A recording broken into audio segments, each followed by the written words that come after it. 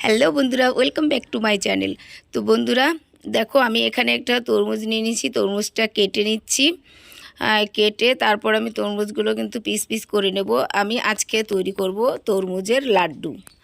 তো দেখতে থাকো পুরো ভিডিওটি, তাহলে খুব সহজেই শিখে যাবে তরমুজের লাড্ডু বানানো। মানে এই রেসিপিটা খুবই সহজ আর একটু অন্যরকম একটা, মানে দেখতে ভালো লাগে একটা তরমুজের লাড্ডু আর কি। সিজনের সময় বানানো যায়, যখন তরমুজের সিজন থাকে আর কি। তো এটা তো 12 মাস বানানো যায় না, যেহেতু আমাদের এদিকে 12 মাস পাওয়া যায় না। হয়তো কোথাও কোথাও পাওয়া যেতে পারে, কিন্তু আমাদের এখানে তো পাওয়া যায় না তরমুজ 12 মাস। হয়তো কোনো জায়গায় পাওয়া যায় না, জানি না, আমার জানা নেই আর কি। তো দেখো, তরমুজগুলো কেটে নিয়েছি। তারপর আমি তরমুজগুলো একটা মিক্সিতে পেস্ট করে নেব। যাদের মিক্সি নেই বা যারা মিক্সিতে পেস্ট করতে চায় না, তারা কিন্তু এমনিও যে কোনো পদ্ধতিতে তরমুজের জুসটা বের করে নিতে পারে। কারণ তরমুজের জুস বের করার কিন্তু অনেক রকম পদ্ধতি আছে।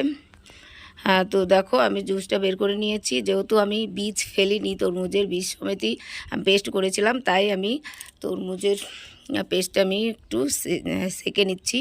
যদি বীজ সহ মানে বীজ ছাড়িয়ে পেস্ট করতাম, তাহলে কিন্তু না সেঁকলেও চলতো। তো দেখো, ওটাতে টাইম অনেকটা লাগে, তার জন্য আমি এরকম করেছি।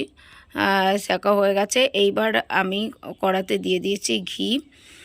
ঘিটা গরম হয়ে গেছে। এর মধ্যে আমি দিয়ে দিচ্ছি কিছুটা কাজু আর কিছুটা আমন্ড বাদাম একটু গুঁড়ো করে নিয়েছি। গুঁড়ো করে আমি এখানে ভেজে নিচ্ছি। এটা কিন্তু অপশনাল, তোমরা চাইলে দিতেও পারো, নাও দিতে পারো, বা অন্য ড্রাই ফ্রুটসও দিতে পারো, কোনো অসুবিধা নেই। তো আমি এখানে কাজু আর আমন্ড বাদাম দিয়েছি। একটু হালকা ঘিয়ের মধ্যে ভেজে নিয়ে আমি এগুলো তুলে নিলাম। তারপর যে ঘিটাই রয়েছে, সেই ঘিয়ের মধ্যে আমি এখানে দিয়ে দিচ্ছি সুজি। তো দেখো, সুজি দিয়ে দিচ্ছি। এবার ঘিয়ের মধ্যে সুজি দিয়ে ঘিটা ভাজলে একটু টেস্টটা সুন্দর আসে, তাই আমি ওই ঘিয়ের মধ্যে সুজিটা ভেজে নিচ্ছি। আর তোমরা চাইলে এর মধ্যে কিন্তু একটু দুধের মালাই দিয়ে ঘিটা ভাজতে পারো, মানে দুধের মালাই এর মধ্যে দিতে পারো, বা গুঁড়ো দুধও দিতে পারো। তো আমি সেটা কিছুই দিলাম না, যেহেতু আমি পরে লিকুইড দুধ দেবো, তার জন্য গুঁড়ো দুধ দিলাম না। তো সুজিটা তুলে নিয়ে আমি এখানে তরমুজ দিয়ে দিচ্ছি। তরমুজের যে জুস আমি বের করেছিলাম, সেই জুসটা দিয়ে দিচ্ছি।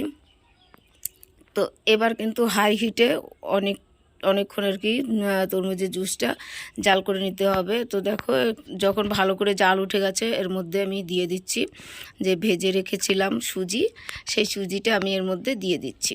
সুজিটা দিয়ে ভালো করে মিশিয়ে নিয়ে একটু জাল হয়ে এসছে, দেখো এরকম হয়েছে। এবার আমি এর মধ্যে দিয়ে দেবো দুধ। তো দুধটা আমি আগে থেকে জাল করে রেখেছিলাম।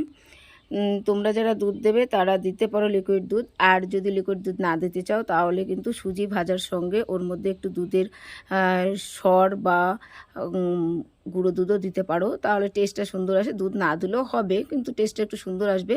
আর আমি এর মধ্যে দিয়ে দিলাম একটু এলাচ গুঁড়ো করে, সেন্টটা একটু ভালো আসবে তাই। আর দিয়ে দিচ্ছি স্বাদ অনুযায়ী লবণ। অনেকে মিষ্টি জিনিসে লবণ পছন্দ করে না, তারা নাও দিতে পারো, অপশনাল। আমি একটু দিয়ে দিলাম। আর এর মধ্যে দিয়ে দিচ্ছি পরিমাণ মতো চিনি। মানে তরমুজটা কেমন মিষ্টি, সেই হিসাবে চিনির পরিমাণটা হবে।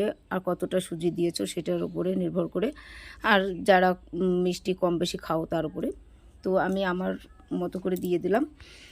দিয়ে নাড়াচাড়া দিয়ে তারপর আমি যে ড্রাই ফ্রুটসগুলো ভেজে রেখেছিলাম সেগুলো দিয়ে দিলাম। দিয়ে ভালো করে মিশিয়ে নিলাম। এবার আরও একটু টাইট করে এটাকে কিন্তু বানিয়ে নিতে হবে।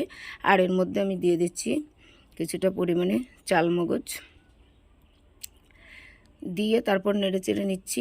তো দেখো, এর মধ্যে আমি সবশেষে একটু ঘি দিয়ে দিচ্ছি। এটা অপশনাল, তোমরা দিতেও পারো, নাও পারো, তবে আমি দিয়ে দিলাম যাতে করে আর একটু টাইট করতে হবে সুজিটা, তাই আর কি, যাতে করে লেগে না যায় কড়াতে, তার জন্য আমি ঘিটা দিয়ে দিচ্ছি। তো এই দেখো, অনেকটাই টাইট হয়ে এসছে। এই দেখো, এবার দেখো পুরো বেশ ভালো সুন্দর টাইট হয়ে গেছে। এই অবস্থাতে আমি নামিয়ে নেব। এটা ঠান্ডা হয়ে গেলে আরও কিন্তু টাইট হয়ে যাবে। তো দেখো, তো আমি নামিয়ে নিয়েছি। এই দেখো, ঠান্ডা হয়ে গেছে। এবার দেখো কতটা টাইট হয়ে গেছে। এবার আমি হাতে করে লাড্ডুর আকারে করে নেব, গোল গোল করে। তোমরা তোমাদের পছন্দ মতো শেপ দিয়ে দিতে পারো। যেহেতু লাড্ডু বানাচ্ছি, তাই আমি লাড্ডুর মতো গোলগুলি বানাচ্ছি। তো এই দেখো, তো এরকম করে আমি সবকটা লাড্ডু বানিয়ে নেব। তো এই দেখো বানানো হয়ে গেছে। আমার লাড্ডু কিন্তু তেমন লাল হয়নি, যেহেতু আমি ফুড কালার ব্যবহার করিনি। তরমুজের লাড্ডু যারাই বানায় প্রচণ্ড লাল হয়, তারা কিন্তু ফুড কালার ব্যবহার করে। তো আমি কোনো ফুড কালার ব্যবহার করিনি, তাই এরকম আমার তরমুজের কালারটা হয়েছে লাড্ডুর। তো বন্ধুরা, ভিডিওটি কেমন লাগলো কমেন্ট করে অবশ্যই জানিও। ভালো লাগলে সাবস্ক্রাইব